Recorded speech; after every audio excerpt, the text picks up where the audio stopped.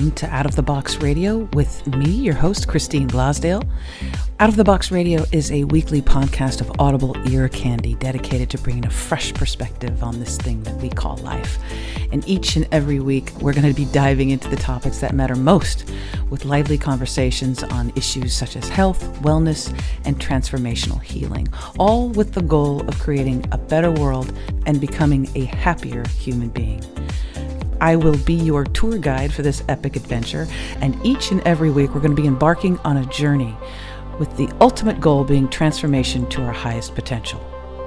And now, let's get out of the box.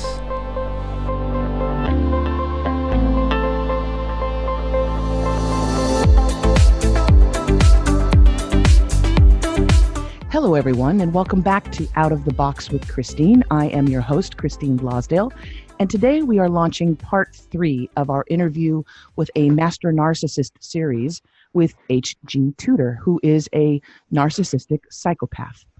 HG has written extensively about the dark art of narcissism for many years and shares these ongoing revelations at his website, narcissistic.com. Before we begin today's show, I'd like to mention that if you are a victim of a narcissist or believe you could be, please listen to our 2 previous interviews. Links to those shows will accompany this program so that you have access to all 3 in the series. It is also imperative that you share not only this interview, but the others as well with friends and family, as there is a very good chance that someone you know, in addition to yourself, has suffered at the hands of a narcissist. I want to also mention that this interview is for the sole purpose of healing the heart and minds of victims and does not in any way condone the destruction that narcissists deliver to their victims. Also, a quick warning for those of you whose lives have been devastated or destroyed by these people. This program may trigger you. It may bring up painful emotions that are difficult to deal with. If at any time this is too much for you, please turn off the interview and come back at a later time when you are able to fully hear what is being discussed. The goal of this program is to help you identify the narcissist in your life, their patterns and their tactics, and ultimately to help you be free once and for all of these emotional vampires. With that said, I want to welcome back to the show HG Tudor. In addition to his website, narcissistic.com, he also can be found at Knowing the Narcissist on YouTube, Twitter, Facebook, and Instagram. HG is a narcissistic psychopath who is also a leading resource for people to understand the way that narcissists think and operate in order to enable them to escape and beat the narcissist by knowing the narcissist. He's written over 45 books on the subject, hundreds of articles, and operates a blog which has well over 15 million hits. And he has assisted hundreds of thousands of people and has been described as the world's #1 authority on narcissism. So without further ado, I'd like to welcome HG back to the show. HG Tudor, it's been quite a while, like 2.5 years, I think, by my calculations, since the last time I had you on. Welcome back. That's right. Thank you very much, Christine. It's a pleasure to be invited back on again. Yes, and as I was saying there in the introduction, obviously the subject matter of narcissism and narcissists is quite popular. You have over 15 million hits on your blog, and I will say the first program that we did has well over 250,000 views on YouTube at this moment. It's growing every day.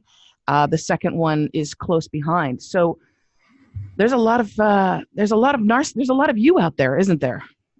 Well, there's only one of me, naturally, but there's a lot of my kind out there, absolutely, and it's far greater than people realize, because they maintain a misperception as to what narcissists are. There's many people that just don't have the information to recognize what our kind are. And there is a failing in that there is this common perception that the narcissist is your alpha male, eats what he kills, Jim Bunny, grandiose show-off. And that's just one flavor. And two of the biggest problems that arise are, first of all, society as a whole dilutes and euphemizes a lot of the behaviors of our kind and calls it something else. And popular television and mass media, radio programs, social media, portray our behavior and call it something else. And that is dangerous for people. Helps us, enables us to move amongst you very readily without people realizing until it's too late. But it causes huge amounts of confusion. And the other aspect of it is that when people are ensnared by us, there are particular types of people who are far more susceptible to ensnarement than others. And because of that, their mind is affected in a way that causes them to possibly see the problem, but not see it clearly, and continue to engage with us in some form to their detriment, although they think that what they're doing is sensible. And I refer to that as the concept of emotional thinking, which is something we may touch on later on in the discussion. But in short, there's lots of us. Yeah, definitely. And it's not just the male, although would you say that there's a predominance of men that are narcissists versus women? I know that there are both, but I'd say it's roughly equal. And again, the difficulty is it's the identification. Male narcissists tend to be easier to spot in the conventional sense, but in my experience, and of course there's no surveys that would support all of this, it's just based on one's experience, but having been in and around my kind and know my kind inside out for a number of years, the anecdotal experience is that the numbers are roughly equal between the genders.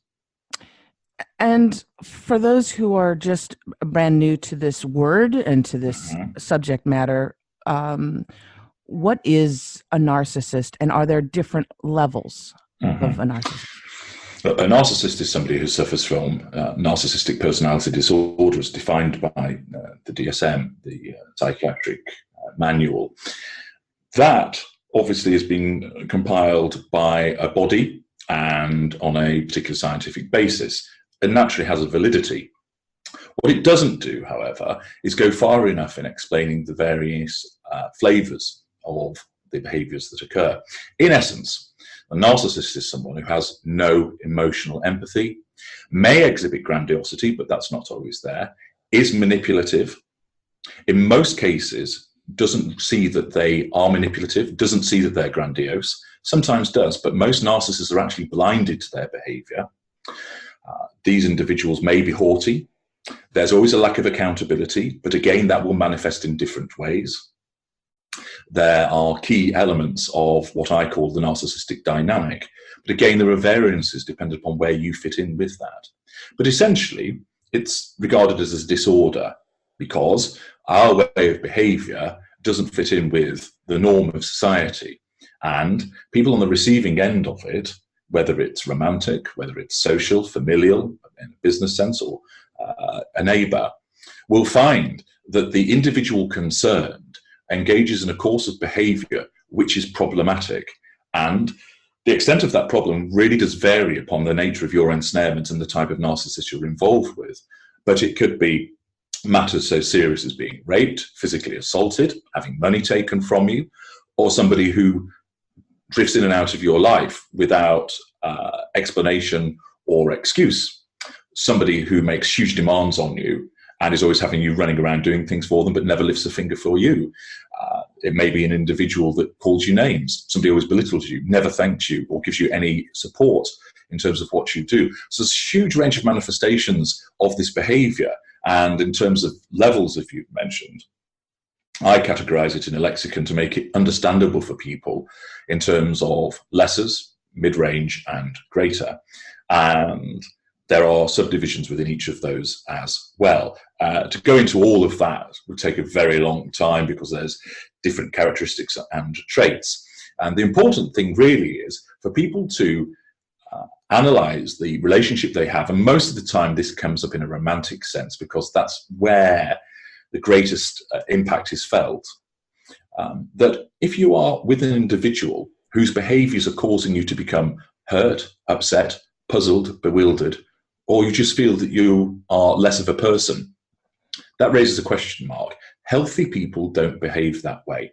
It doesn't mean that person's necessarily a narcissist, but it should raise a question. And if you're in any doubt about it, come and read my work, or you can consult with me, and I will assist you in determining whether this individual is a narcissist or not. and there's huge benefits from knowing one way or the other. But the point is, those early indicators are, for instance, many people say to me, HG, this individual calls me names. Is he a narcissist? And I always explain, well, you can't make a decision based upon one behavior. It's merely an indicator. It's not determinative. What one has to look at is a range of behaviors over a period of time and see a pattern. Empathic people also have self-regulation in that they will put themselves in the shoes of the other individual. So, for instance, if they found a wallet lying on the floor in the street and they picked it up and thought about, oh, I could take the money, they would go, well, I wouldn't like it if somebody did this to me and didn't return my wallet. And also, well, I shouldn't take the money because actually that's stealing. So with some people, think about taking it, they would hand it in at the police station. With others, it's a case of they think about it and they self-regulate. Those individuals, those are healthy responses. A disordered individual would pick up the wallet without any concern, pocket it.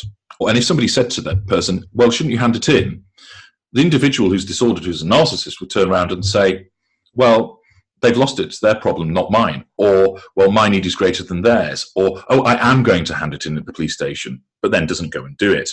Because that individual has no emotional empathy for the person that has lost the wallet. So what people have got to look at is a range of behaviors over time. But if you think something's not quite right here, then that is a red flag, and you should have regard to it. The problem is that people spot red flags but don't act on them. Why? They don't have access to the information, and they receive the wrong information because there's a hell of a lot of it out there. So, for instance, somebody who incessantly text messages you each and every day, throughout the day, that is not a healthy behavior. Why? It shows a sense of entitlement on the part of the person who's sending those text messages to you. It shows poor boundary recognition. They don't leave you alone. It shows a lack of accountability for the behavior. I'll just keep texting, and it doesn't matter what the response is. It also means that they're exerting control, and that's what narcissism is all about. It's about controlling our environments and everybody in them. So somebody who's incessantly texting you, but even though they're texting you lovely things and paying you compliments, the fact is that is not a healthy behavior. But people fall for it because what they think is, oh, well, yeah, it might be a little bit excessive, but he's just really into me. This is exciting that he's so passionate about things. No, a healthy person doesn't behave that way. You're likely being love bombed by a narcissist. That behavior in itself, I underline, does not mean that it's a narcissist, but it's a significant indicator. And then you need to look at the range of behaviors. So it's a case of where you experience a behavior. If you are given cause to question it, then you need to read further into it and listen to the instincts that you've got. Now, in the early stages of being seduced by a narcissist, many people completely fail to either see and or adhere to the red flags. Why? Because it's so good. It's so exciting. And most people, it's when things start to go wrong that they perhaps start to question things. But what they do is they invariably end up attributing the behavior of the narcissist to some third-party event, or they blame themselves. Why? Because the type of people that we ensnare are usually empaths. Empaths have this trait of self-flagellation. A normal person can get ensnared by a narcissist, but generally what happens is this. When we start to devalue that individual, the normal person goes, well, sod this for a game of soldiers. This guy's a jerk. I'm out of here. Why? Because the normal person will have some empathy, but they are not addicted to narcissists, so they will walk away. Whereas empathic people have an addiction to us, and they struggle very, very badly, like any addict does, to give up the very thing that they're addicted to.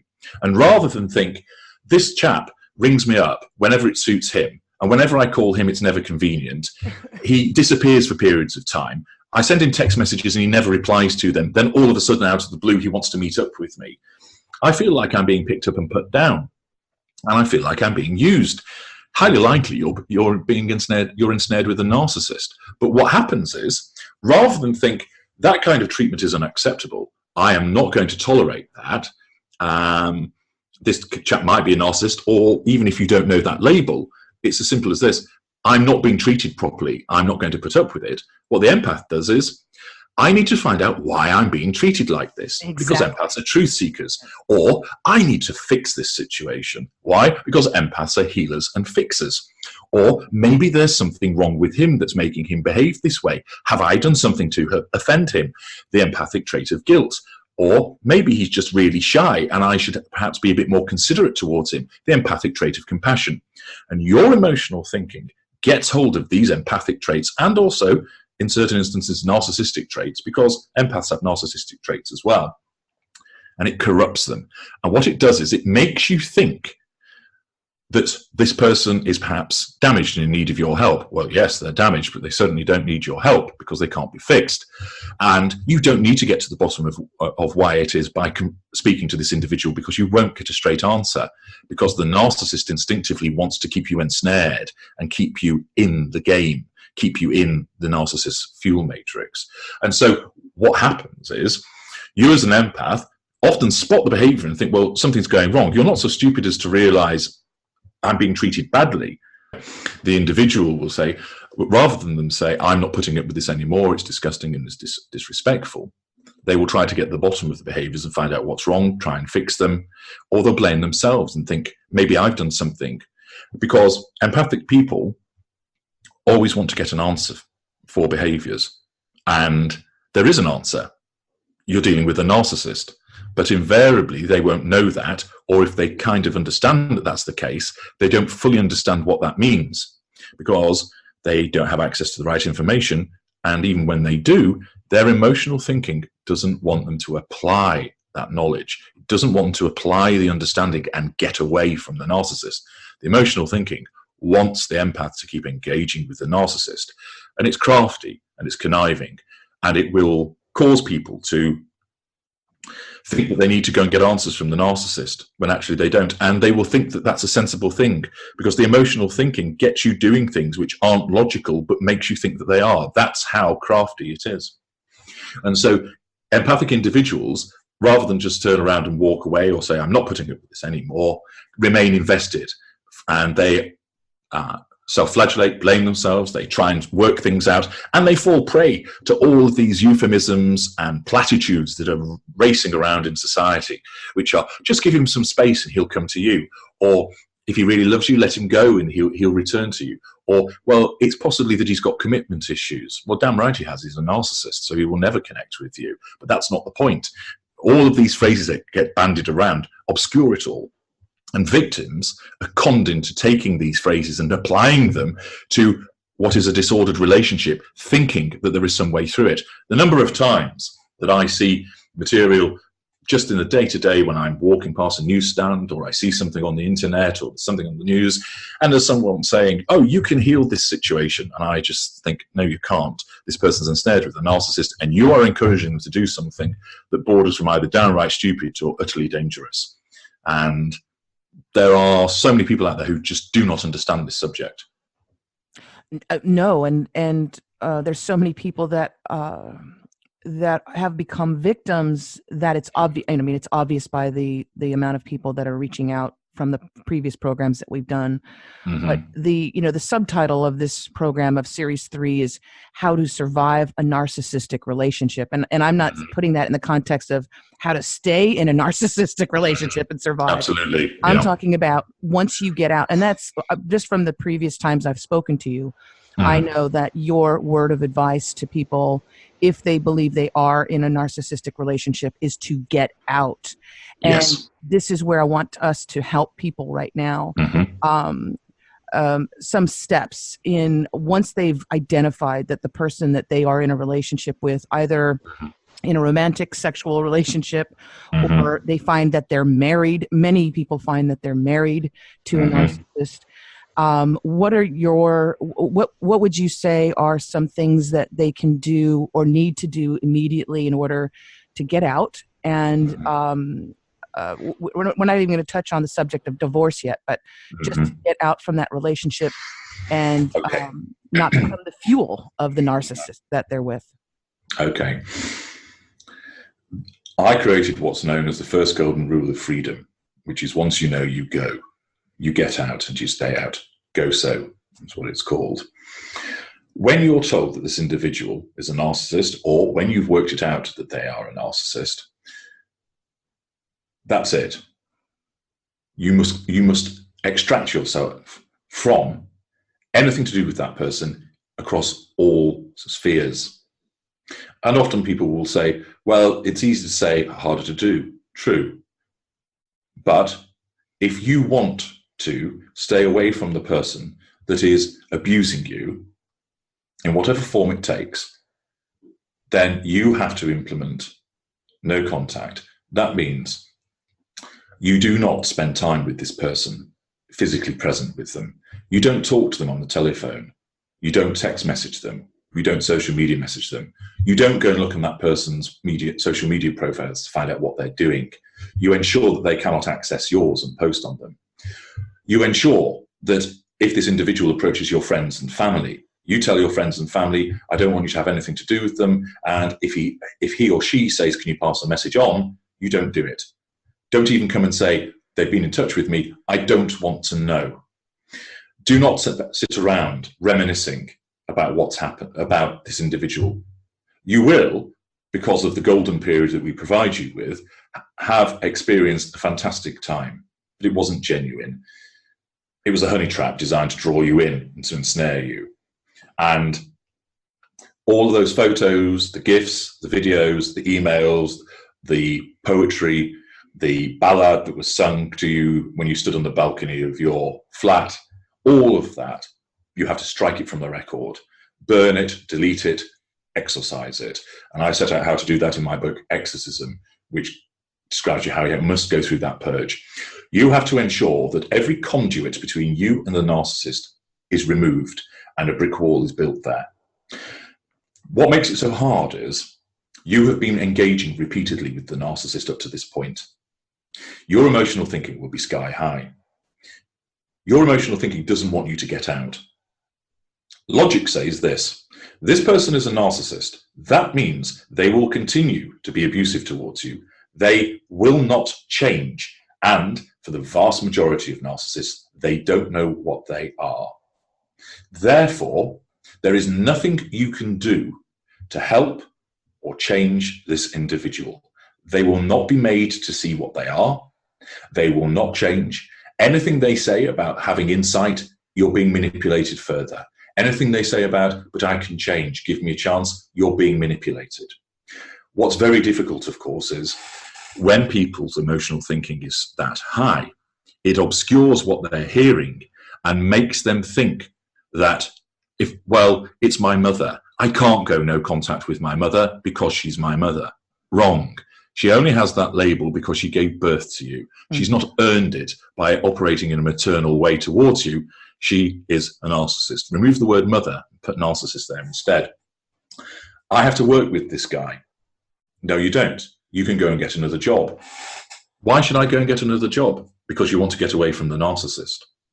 If you want to lose weight, you eat less and you exercise more. It doesn't happen overnight. You can't sit there and take no action. You have to do something. Now, of course, certain instances of getting into this position of walking away from the narcissist are indeed easier than others. If you've got children with a narcissist, it's difficult, but it's not impossible. And I've set out an assistance package about how to co-parent with a narcissist, which will help people. I also set out in terms of dealing with the divorce process and what to do. There are lots of ways that you can actually get away from the narcissist. And if you absolutely cannot, and it's a very high standard that I put to this, if you absolutely cannot, there are ways of ameliorating the effect, reducing the interaction with the individuals, putting in place gatekeepers, not going to certain places. It's interesting. I ran a poll on my blog recently, Christine, which was all about asking people, how were you engaged with following the imposition of no contact? The top answer, I received a text message. You did not put no contact in place if the narcissist can text message you. The problem is, so many people are conned by their emotional thinking into not imposing no contact because they think they can work it out, or they think that they have to keep in contact. They think, if I keep open my phone to him, that means he won't come round and see me. No, that's emotional thinking. If, for example, the individual says, I don't want a romantic relationship with this person anymore, but I want to be friends. No, that's emotional thinking. Anything that causes you to continue the engagement with the narcissist is emotional thinking. Will you have to make sacrifices? Yes, you will. And some are bigger than others. But that's what you have to do. Because if you continue to engage with us, we win. And if you think to yourself, oh, I've read everything that you've written, HG. I've got this under control. I can handle him. I can handle the narcissist. No, you can't. That's emotional thinking. If you think, well, I can go grey rock with him and not give him any fuel. No, grey rock doesn't work. And that's the principle, in case people aren't familiar with it, of reducing your interaction when you're with the narcissist so you don't provide fuel. Fuel is my concept for your emotional output, which is what we feed on. So if you think to yourself, I need to go around and tell everybody what a douchebag this individual is, no, you don't, because you're continuing to engage. If you think to yourself, I'm going to take the narcissist down and ruin him, no, because you're continuing to engage. Yes, if you continue to engage with the narcissist, you are going to impale yourself on what I call the devil's pitchfork. And you will have at least one, possibly three downsides. The first is, you will give us fuel. If you come round shouting the odds at the narcissist and tell him what a PFS he is, and what a douchebag he is, and what an arsehole he's been, you're giving us fuel. It doesn't matter that you're angry. It doesn't matter that you're insulting us. You're giving us negative fuel. We'll lap it up. Love us, hate us, but never ignore us. So you'll be giving us fuel. And we are winning. If you engage with us, you run the risk of an adverse reaction. So if you come to talk to the narcissist and he tells you where to go, you get angry or upset. He might hit you. He might take something from you. If you are sat dwelling on the narcissist, you make yourself angry or upset or sad. So there's a downside, because that's a form of interaction. Too many people think no contact means not spending time with the narcissist and not ringing him up. It's way wider than that. No contact means, one, you don't spend time with the narcissist physically. Number two is no communications with the narcissist. So don't telephone the narcissist. Don't allow the narcissist to telephone you. No text messaging, no emails, no social media messaging. Number three, don't do things for the narcissist. So don't go round collecting things for the narcissist. Don't take him his dry cleaning. And don't do things occasioned by the narcissist, which means don't be stalking the narcissist's Facebook profile. Four, don't spend your time talking to people about the narcissist.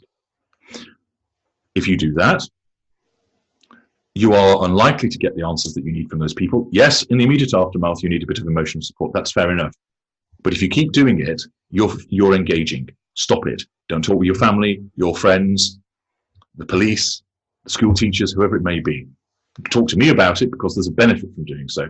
But talking to people who don't understand the subject, that's not going to help you. And five, don't spend time thinking about the narcissist. Of course, that's hard to do, and there are ways around that. But those 5 fingers of engagement, as I call them, you've got to stop them, because all of them will cause you to be impaled on the devil's pitchfork. Some of them will mean you'll give us fuel. Some of them will mean that you will get an adverse reaction. But all of them drive up your emotional thinking. If you engage with us in any of those 5 ways, you cause your emotional thinking to rise. What does that mean? You will not listen to logic. You will not obey that first golden rule of freedom. You will keep engaging with the narcissist, trying to sort things out, or win, or to get him back. Or you will say, well, he's gone off with her. What if she makes him happy? Or what if she gets all the good stuff? I want him back. This person is a narcissist. Cut out all of those 5 forms of engagement, and I'll show you how to do it. And the importance of getting out is we cannot I underscore that how important that is, because I think for most people, HG, and being a victim of a narcissist, I think that they have a real hard time. Number one, thinking like, who would do that? Because there is a love bomb phase. You know, we're talking, of course, about the horrific things that narcissists do to get their fuel. You are emotional fuel, and we haven't gotten into triangulation and all of that. But there is this honeymoon phase, this love bombing, right? Where a normal individual all of a sudden has someone who says, oh my gosh, you're my twin heart, you're my soulmate, I've never felt this way before. Letters, love poems, the sexual connection that all of a sudden you're like, oh my gosh, I can't believe this person thinks that I'm the best thing since sliced bread. And so never, if you're an empath or not, we never think that someone would do this on purpose who is not truly feeling those emotions, because what kind of creature would do that? Well, exactly. Right? And what's happening is, of course, the empath is imposing their worldview on the behavior of the narcissist. Right. People have to understand that we look at the world completely differently to you. And understandably, you think that people operate to the same similar standards of behavior, moral framework, and general behaviors as you do. Variations on a theme, of course, but largely you think people will behave in a similar way. So you think, what kind of person would make all these declarations of love and then suddenly stop talking to me? Who the hell does that? Answer, exactly. A narcissist. But because the victim thinks, I wouldn't behave that way, they don't expect anybody else to behave that way. But here's the news. We do behave that way. And there are many millions of us. And you invariably, because you've been so invested in that relationship, rather than think to yourself, this person told me that I was absolutely wonderful and now has stopped speaking to me. They clearly don't think that I'm that wonderful, do they? Otherwise, they wouldn't behave this way. That's logic. And then you go to the next stage, which would be, that must mean that if they can't maintain this behavior with me, what they showed me was false. Therefore, I've been duped by this individual. I don't like that. I'm staying away from them. That's the logical response. You don't even have to use the word narcissist there. You can just identify that if somebody's behaved like that towards you and then has stopped, that is not good behavior. That is not healthy behavior. Therefore, you don't need to be with that person. But of course, empaths don't. Because what happens? Why has he stopped being like that? I want that back. What's going on? Has he met somebody else? Have I done something wrong? And of course, because of that addiction, the emotional thinking will kick in. Because all your emotional thinking wants you to do is engage with the narcissist. It is not interested in your physical well-being, your mental health, your sexual health, the state of your bank balance. It wants you to get your fix of narcissist, and it will do whatever it can to keep you in the game with us. So it will say to you, well, maybe he's done this because you were a little bit off with him last time you had a date. And then, oh yeah, that sounds kind of sensible, doesn't it? Actually, that gives me a peg to hang this behavior on. That must be it. I know. I'll ring him up and say, I'm really sorry. Was I a bit off with you last time we had the date? Mm-hmm. And of course, the narcissist is busy with somebody else. The reason he's not contacted you is you've been put on the shelf for the time being. And he's just not bothering with you because he's chasing somebody else. If this isn't, say, in the early stages of what's going on. And of course, you can't get hold of the narcissist. Rather than think, okay, I can't get hold of him. Well, I'm not going to waste my time and energy on this individual any longer because I know my value. No, the empath, but why all of a sudden can I not get hold of him? Maybe he's had an accident, or I must have done something wrong. What have I done to offend him? Or what's going on here? Why is he not talking to me? I need to speak to him and get that answer. And of course, what happens is you then manage to get in touch with the narcissist because the narcissist allows that to happen. And you then have the conversation asking what's going on. And you will be given something which is plausible. Sometimes it does stretch the imagination dependent upon the school of narcissists you're dealing with. But more usually, you're given something which has plausibility to it. And rather than examine it and cross-examine it and drill down and put it to proof, empaths more or less accept it at face value. Sorry, I didn't get in touch. I was in an area which had no signal. Oh, right, okay. And then later on, they go back and they look, but hang on a second, I can see that on WhatsApp, the messages were received and read. So he's just lied to me. Rather than then go, I've just been lied to, I shouldn't have anything to do with this individual any longer. He's lied to me. I need to find out why he's lying. You go back in. And every time that you come back, whether it's to tell us that you love us, whether it's because you want things to work, whether it's you want to try and get to the truth of what's going on, all of these things, all you're doing is walking back onto our battlefield, and we will always win because we play by our rules, which change moment to moment, and you, when you're ensnared, don't know what those rules are going to be. And the only way you win this battle is by not fighting it. You don't enter onto the battlefield. But empaths are terrible at avoiding doing that because their emotional thinking is so strong. They lose insight. And you have a window of evasion during which you can either get out or avoid being sucked back in.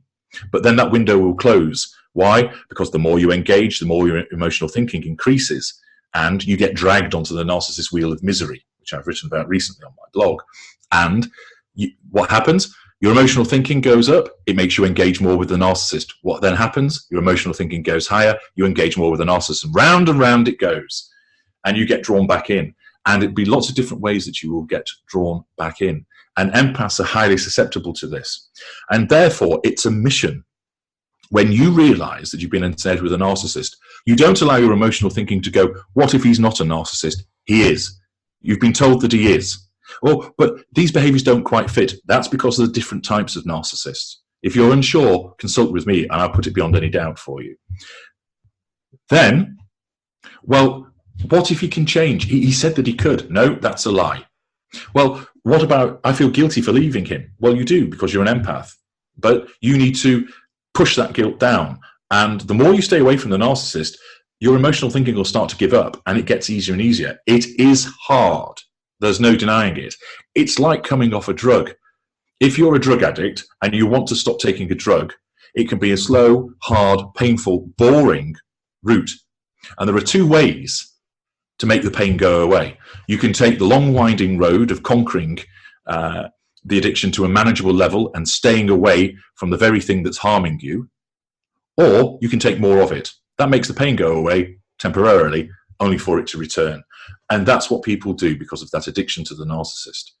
And we are similarly addicted. We're addicted to fuel. And so that's why it's a symbiotic relationship. The point is, recognize that you've been ensnared by a narcissist, recognize that you've got an addiction. That addiction will never leave you, but it's certainly manageable. And it's manageable by the application of logic, which means stay away from the narcissist in all of those 5 forms that I've explained.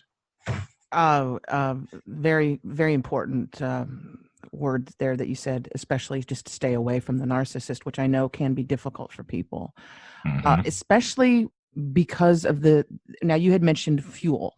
Yes. And from my understanding and experience, the more emotionally charged someone is, if they're an empath or not, but if they're in a relationship with a narcissist, the more emotional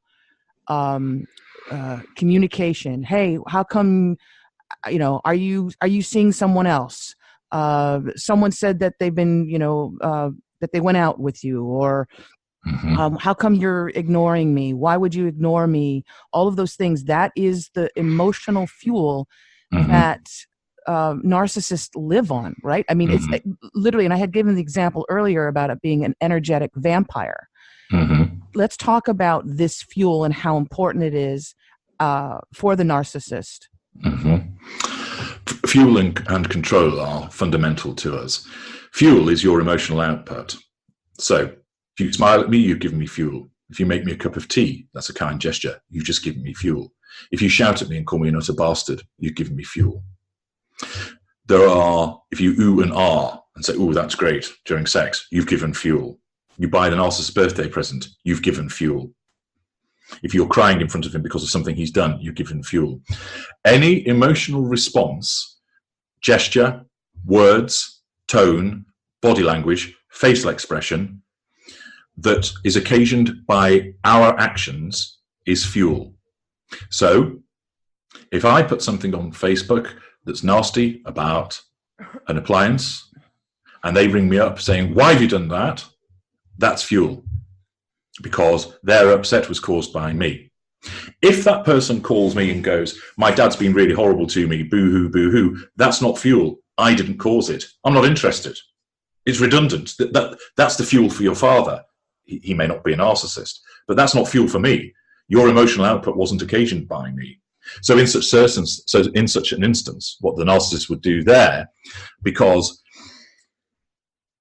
we don't have emotional empathy, we have cognitive empathy, we can fake it, but not all narcissists can do that. It might be that it serves our interests to say, oh, I'm really sorry that your father's been like that. And you go, oh, thank you, HG. You're so kind and considerate. That's fuel for me because my kind words cause that reaction. Or that individual might be painted black and I'm not even bothered to give them any cognitive empathy. And I might turn around and say to them, well, I'm not surprised your dad called you that. You are lazy and useless. And they go, boo-hoo, you're being really horrible to me. That's fuel for me. I occasioned it. So fuel manifests in lots of different ways. There's positive fuel, which are the positive emotions, happiness, joy, love, delight. Negative emotions, anger, frustration, irritation, hurt, upset, tears. We want both. And negative fuel is more powerful than positive fuel because it's harder to obtain. Within fuel, there are three aspects to it: potency, frequency, and amount. Potency is based upon your position in the fuel matrix. So if you are what I call the intimate partner primary source, let's say husband or wife, very potent. If you're the guy in the kiosk selling newspapers and you're a stranger to me, you're a tertiary source.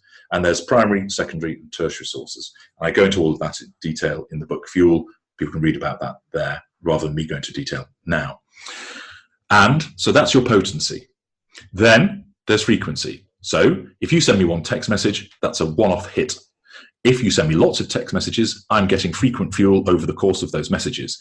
If we're in bed together and having sex for an hour, I'm getting fuel all through that hour. The amount, that depends upon the method of delivery. The largest amount of fuel that you give to us is in person. Why? Because there's all these different strands. If you're stood in front of me, shouting at me and calling me all of the names under the sun, the language that you're using is negative, that's fuel. The tone of your language is negative, that's fuel. Your facial expression is negative, that's fuel. The look in your eyes is hatred, that's negative, that's fuel. And your body language, you're waving your arms around, you're clenching your fists, it's negative. And so even if you tried not to use a particular tone with me and tried to keep your arms still and try to govern your facial expressions, the fact that you're still calling me bad words, you're still giving me fuel, and the look in your eye, you can't control that. And what normally happens is you have an emotional response before you can think about it and rein it in. So even if you try to limit your interaction, and this goes back to why I say grey rock doesn't work, your mouth will twist, you will frown before you can try and combat that. You will instinctively wave your arms around before you can bring them under control. Your voice will go up with the tone of annoyance before you can bring it under control. And so all of those strands contribute to provide us with a massive amount of fuel. If you send me a text message, it's the written word, and all that's in there is the tone of what you have written. So if you put, "Dear HG, I think you're a complete dickhead," calling me a dickhead gives me a bit of negative fuel. If you just put, "Dear HG, I don't want to be with you anymore," there's no fuel there, and that would wound me. And it's an important distinction to make that when you have an interaction with a narcissist, you only have one of three types of interaction. The first is the provision of pure fuel, saying, "I love you," pure positive fuel, or "I hate you," pure negative fuel. The second interaction is wounding. Many people get this wrong. They think if they tear a strip off the narcissist, they've wounded the narcissist. They have not. If you ignore me, you wound me. If you forget my birthday, you wound me. If you don't pick up the phone when I call you, you wound me. If you don't call me back, you wound me. If you don't reply to my text message within 2 seconds, you wound me. And the variance of the wounding depends upon the proximity of interaction. You ignore me in person, massive wounding. You fail to respond to my text message, minor wounding. The third interaction, and this is the one that many people don't know about, is challenge fuel. Let's go back to the example of tearing a strip off the narcissist. If someone is shouting at the narcissist and saying he's a useless good for nothing, the anger, etc., is fuel, so that can't wound. But you're challenging the narcissist. Why? Because you're suggesting that he's something bad, that he's not as good as he is. Therefore, you challenge his grandiosity, his sense of entitlement. You might be saying to him, "Where the hell have you been? You said you'd be here at 8 p.m. for dinner, and now you've turned up at 2 a.m. in the morning, stinking of cheap perfume, booze, and you've got lipstick on your collar. You're trying to make the narcissist accountable. You're not allowed to do that. And as a consequence, you are challenging us. And it's like a little rebellion, and we have to put that down. If you give us pure fuel, there's no problem. We're in control. We're getting fuel. Everything's rosy in the garden of the narcissist. If you wound us, you are threatening our control, and you're not giving us fuel, and you've wounded us. Problem. And this will ignite the fury of the narcissist, prompting a visceral reaction to get you to respond. Challenge fuel. You're giving us fuel, no problem, but your challenge threatens our control. We have to be in control of our environments at all times. Now, and then now, and then now. It's by microsecond to microsecond. And fuel is required because it tells us that we're in control of the situation. And it validates us. It makes us feel powerful. You don't give us fuel, we are made to feel weak. We are made to feel powerless. And we hate it. And the disconnection that if you are someone who is surviving or has survived a narcissistic relationship, the very act of completely disconnecting, as you had mentioned earlier, wiping them off, blocking them on your social media, having zero contact with them, basically wiping them out of your life and your brain and your heart. When you do that, when you pull that plug, literally, and there is no electricity between the two of you, then they've already gone on and sought other fuel. But then they will not be getting that fuel. They'll not be getting that energy. So then they are forced to go elsewhere. Correct? Well, yeah. Ultimately, yes. In the first instance, of course, because our mindset is you belong to us. Yes. Okay? And that mindset remains until either we die or you die. But you belong to us. And therefore, if you have the audacity to try and escape us by no contact, if you, for example, are our primary source, you create a huge hole in our fuel matrix. And the easiest way to repair that is get you back in. So we will fight through what I call the initial Grand Hoover to draw you back in again. Now, if you have moved across the country, changed your telephone number, come off social media, your family and friends don't know where you are, we just cannot get in touch with you. And therefore, we can't hoover you because it's impossible for us to have a conduit towards you. The problem that most people have with no contact is they will say, it's so hard, he keeps hoovering me. The reason is your no contact isn't good enough. If you make it so solid, we just can't hoover you because we can't get through. I accept that sometimes it's very difficult to move elsewhere. However, brilliant as we are, we've not yet mastered the art of walking through doors and walls. If we turn up at your house, don't answer the door. The problem is you do. Go away, leave me alone. You've just given us fuel. Your emotional thinking spikes. You get drawn into an argument with us. Right. Or you shout through the window.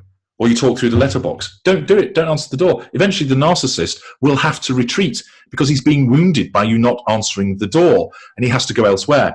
So when you first escape, the narcissist, if he or she can, will hoover you and hoover you hard. But if you put in place a solid no contact, we just can't do it. Therefore, we are forced to go elsewhere. It's similar to, imagine you're driving your car and it's low on gas. You pull up at a gas station. It's closed and there's nothing advertising when it's going to open.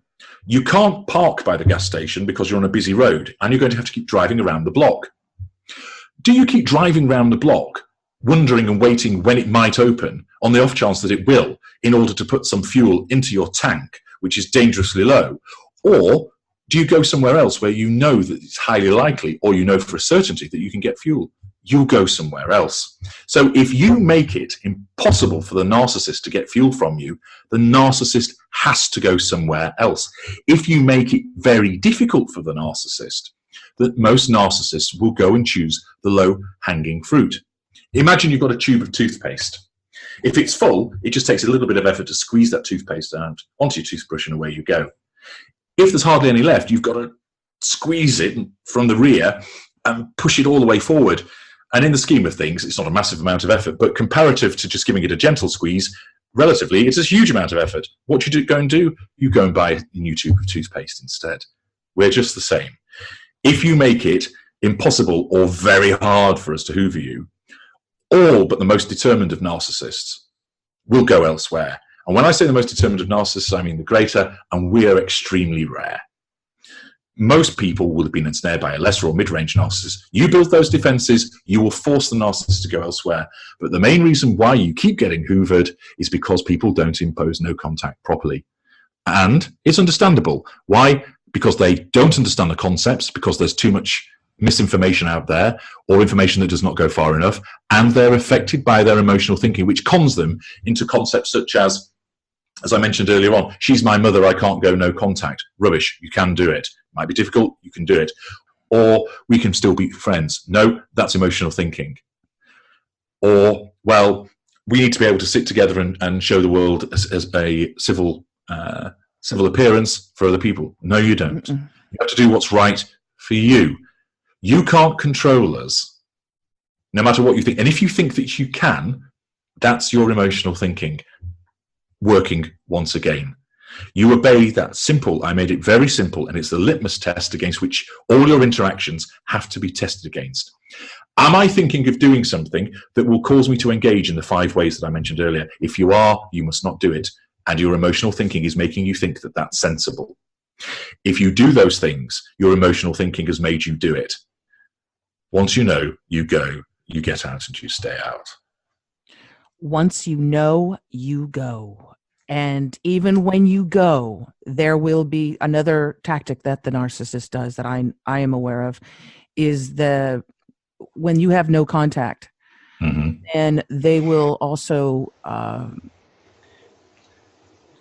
just to get trying to get any fuel at all, any remaining little drips and drabs, they will talk to others about you. They will tell lies about you. They will say that you are the devil incarnate and you're crazy. And, oh my gosh, this person was doing all of these things, again, to seek other fuel, from other people who are lending them their ear. Exactly right. Exactly right. Oh my goodness, you poor thing, right? That's right. That's right. So the narcissist will go and get fuel from those other people, but also those are hoovers by proxy. Because flying monkeys? So they call them the flying monkeys, yeah? Well, indeed, I don't like that term. I use lieutenants or coterie, and it's usually a coterie. The narcissist was saying that he really loves you, and it's terrible. He realizes that he's made a massive mistake. And what does that do? It's interaction with the narcissist, not direct, but you're talking about the narcissist. Those people, your emotional thinking will start to rise. And salami slice by salami slice, it gets you to a tipping point, and you think, well, okay, I'll sit down and talk with him. I'll give you an example of how emotional thinking salami slices, okay? You've got no contact, and it's been made easier because the narcissist disengaged from you and has gone off with somebody else. It hurts, but it means the narcissist is interested in them, not you. And you made attempts to ring the narcissist and text message the narcissist. He didn't want to know. You were persona non grata. And eventually you gave up. 8 months has gone by and you've not seen the narcissist. Okay. And you've not talked with the narcissist. Yes, you fall into the trap of maybe doing a bit of Facebook stalking and looking at pictures. So your emotional thinking is at a moderate level. But there's been no face-to-face interaction, no text messaging, no telephone. And you think you're doing okay.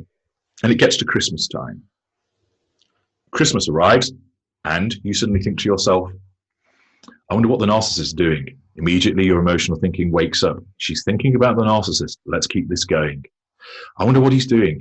I wonder if he's still with her. I wonder if he's treated her the same way as he did with me last Christmas, which was really wonderful. And you start the thinking. You start thinking. And then your emotional thinking, it rises. And as a consequence, you then think, well, I'm feeling a bit miserable now. I'm going to ring my friend. So you ring your friend and you say, oh, hi, Tricia. I'm feeling really down. It's just come back to me. I don't know where it's come from. I'm hard hit. I guess it's because it's Christmas. Oh, yeah, I feel really sorry for you. I still don't understand what he did. I thought he was the one. So did I. And this well-meaning friend enables you to talk about the narcissist. The emotional thinking is rising all the more. And you're getting towards the dangerous tipping point. And all of a sudden, your resolve has become weakened because of your emotional thinking. And when you're in it, you may be listening to this thing, I'll never go there. I'll never go back to that. Well, oddly enough, it happens repeatedly because I see it written about all over my blog, and I hear it when I consult with people, because that's what emotional thinking does. It slices away and it gets you from thinking and then moves you onto the talking. And then what do? You think, I'll just see what he's up to. And you go on his Facebook profile. And now you're doing the third thing, something occasioned by the narcissist. And you see that there aren't any posts about the new lady anymore. Interesting. Maybe they're not together. So you think about it all the more. And then you decide to send him a text message. Hi, how are you doing? Merry Christmas. Bing, the phone goes. He's replied, hi, great to hear from you. Merry Christmas. Text message. Number 2, you're engaging with the narcissist even more. Texts fly backwards and forward, and they're nice. Of course they're nice. You're now painted white. The person who replaced you is in devaluation. And your text message was a Hoover trigger, and it was nice and easy for the narcissist to text you back because you've not blocked him. So text messages fly back and forth. All of a sudden he rings, and you hesitate. Logic is still trying to hang in there by its fingertips, saying, don't answer, this guy's a narcissist. But you give in. Emotional thinking is too strong. Hello? And the narcissist, hi, I thought I'd ring you. Rather than keep text messaging one of this quicker. I just want to say I'm really sorry for the way that I've treated you. It was awful. And I've learned my lesson, and I've had a long time thinking about things. And I just want to say I'm sorry. Immediately emotional thinking says, oh, wonderful. He's showing contrition. This is what the empath wants. Give him forgiveness. He's realized that he's done wrong. Excellent. I'm being proved right. My truth seeker trait is coming to the fore. And of course, all of this is going on unconsciously within the empath. And then the narcissist says, look, the least I could do is come and apologize to you face to face. Logic's still hanging in there. So you say, oh, I'm not really sure that's a good idea. Look, I only want 10 minutes as the narcissist. So you agree. The narcissist comes round, 10 minutes becomes half an hour, drinks are poured, you make him dinner, you end up in bed together. The next day he says, well, I'll see you around. And you text him the following day, say, it was great to see you again. I wonder when we can next meet up. No reply. You text him again, no reply. He's gone and done it again. And you think, how the hell did that happen? I was no contact, or pretty much close to no contact, and that had nothing to do with him. And he's drawn me back in again. Your emotional thinking did it. It started off small with you thinking, and it took you further and further and closer, and you lose insight. And I've seen it happen so many times. And that's why it's so important to ensure that you get that emotional thinking not down to a moderate level, but down to near zero. It's always going to be there slightly, but there's a whole range of techniques that I utilize to all of that. But the fundamental thing is, don't spend time with the narcissist. Don't text message the narcissist. Don't speak on the telephone to the narcissist. Don't spend your time doing things in and around the narcissist. Don't talk about narcissists with other people. Don't spend your time thinking about the narcissist. Yes, it's hard, but if you stop doing all of those things, you've got to put the effort in the same way. If you want to lose weight, you've got to get on that treadmill and avoid the donuts. Only you can do it. I'll give you the best tools that are available. You've got to wield them. If you know, you must go. That is the thing that I am hoping that most people get from this. HG Tudor, it has been, again, an incredible hour with you. I want to let our listeners know, in addition to your website, narcsite.com, that's NARCSITE.com. They can find your work also on YouTube, Twitter, Facebook, and Instagram under the title Knowing the Narcissist, correct? That's right, yes. All right. Well, and I encourage folks to definitely check out the work that HG Tudor is doing and how many people that he is helping. Although, again, he is a narcissistic psychopath, he is helping quite a few people escape the snare of the narcissist. And thank you again, HG Tudor, for your time and for... You're very welcome. ...being my guest this hour.